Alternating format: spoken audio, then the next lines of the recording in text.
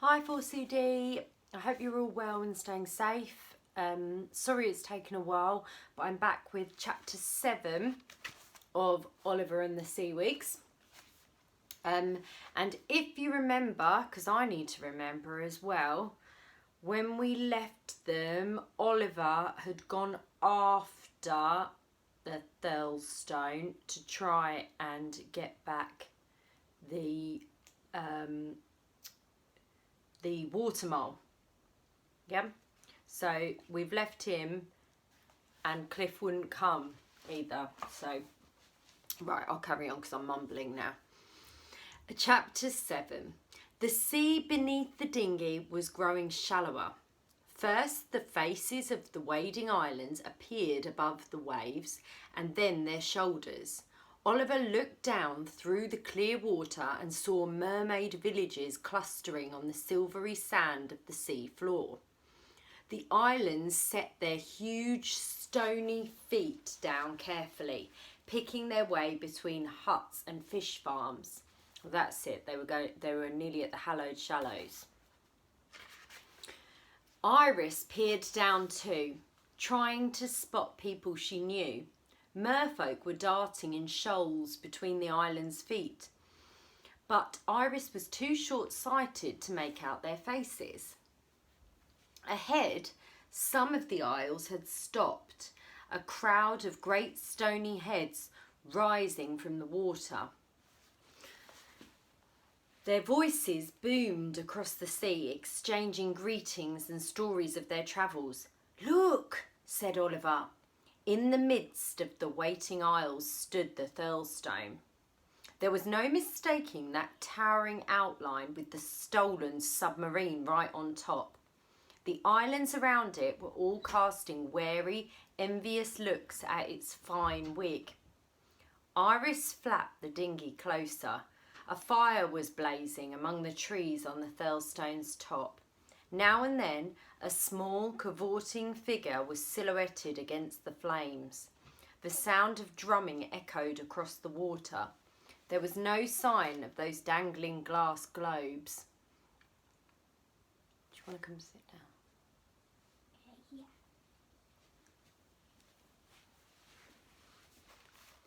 Oliver felt awfully afraid.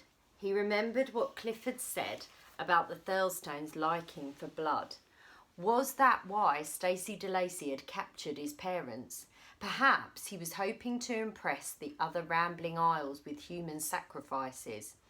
"I have to go and find them," he said. The only answer was a snore from Iris. Tired out by all that tail flapping, she had fallen asleep, draped over the dinghy's stern. Oliver did not try to wake her. He could see that she was far too exhausted to help him free his parents. He pulled her into the dinghy and tucked a blanket from his rucksack over her. He looked around for Mr. Culpepper, but the albatross had flown off to talk to some of the gulls which wheeled in white clouds around the other rambling isles. Oliver scrawled a note to Iris on the inside I'm of a gonna go now, Okay. Sorry about this, of a caramel bar wrapper, then quickly stripped down to his special explorer's pants.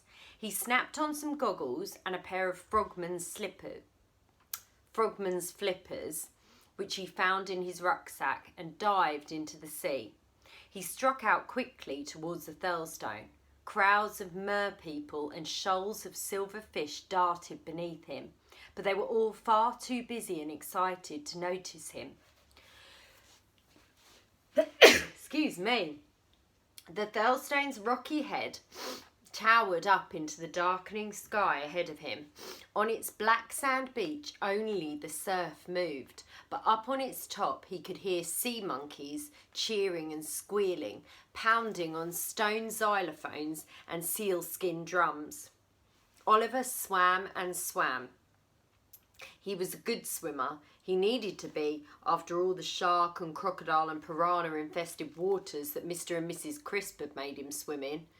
But the Thurlstone did not seem to be getting any nearer.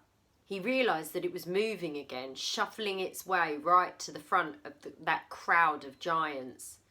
A little cold finger of panic tickled Oliver on the back of his neck. He looked back. He had already swum a long way. He was shivering slightly, and although the hallowed shallows might only come up to the knees of the rambling isles, Oliver was still far out of his depth.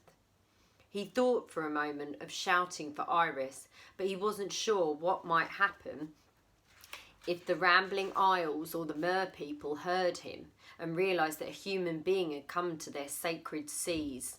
Just then, he noticed that the little cold finger tickling him wasn't panic, it was an actual finger, and it belonged to an actual sea monkey. He yelped with fright as the creature doggy-paddled round in front of him, grinning madly. "Eep!" it said, eyes blazing with reflected moonbeams. It grabbed Oliver by his wrist and started pulling him with it through the water towards the Furlstone. For a moment, Oliver struggled, fearful of capture. Then he looked again at the monkey's grinning face and changed his mind. It was trying to help him. "Eep!" it said again with an answering "eep." Another monkey appeared, sliding over a wave top and seizing Oliver by his other wrist. They chattered at each other, kicking their powerful little legs, hauling him forwards through the water. In ones and twos they seemed quite cute, he thought. Perhaps they weren't such bad creatures after all. Perhaps they just wanted to play. A third monkey appeared, then a fourth. The Thurlstone was definitely drawing nearer now. That rowdy party was still going on up above, but from nooks and crevices in the island's shores, more monkeys were jumping down into the surf and swimming out to see what their friends had found. Their small hands stroked and prodded Oliver. They added their strength to his, and he surged through the waves, closer and closer to the Thurlstone's beach. And then, all of a sudden, there were too many monkeys. They all wanted to play with Oliver, and the newcomers began to squabble with the ones who'd found him first. Some climbed onto Oliver's head. Some wrestled his right flipper off and clung gleefully to his toes as he kicked and twisted, trying to dislodge them. He started to feel as if he was swimming in wet green fur instead of water. Monkeys were using him as a raft, scrambling up onto his shoulders and crowding on his head, forcing him under.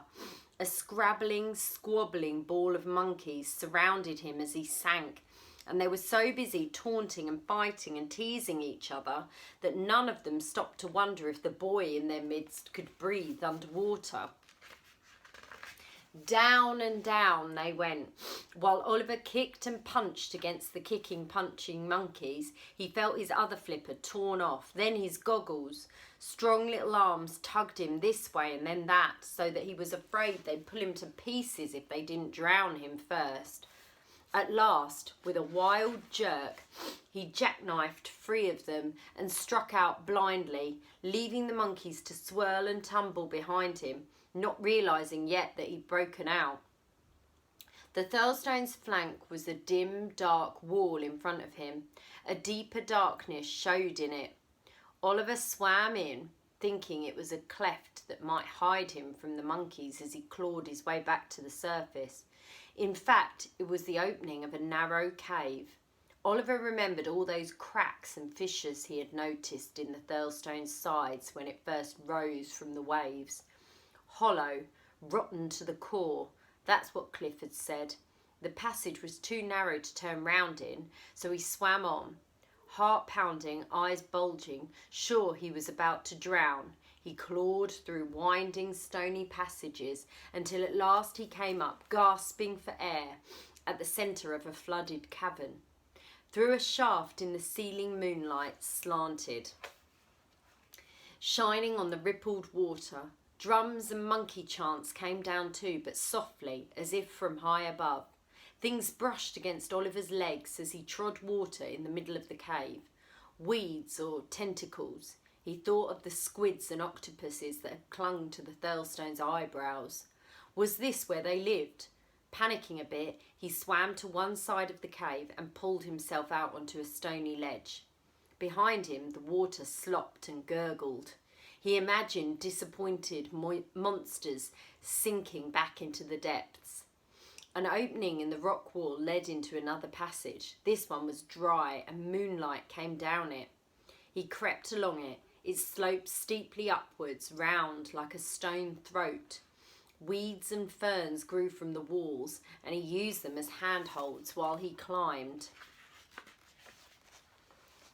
And that is the end of chapter 7.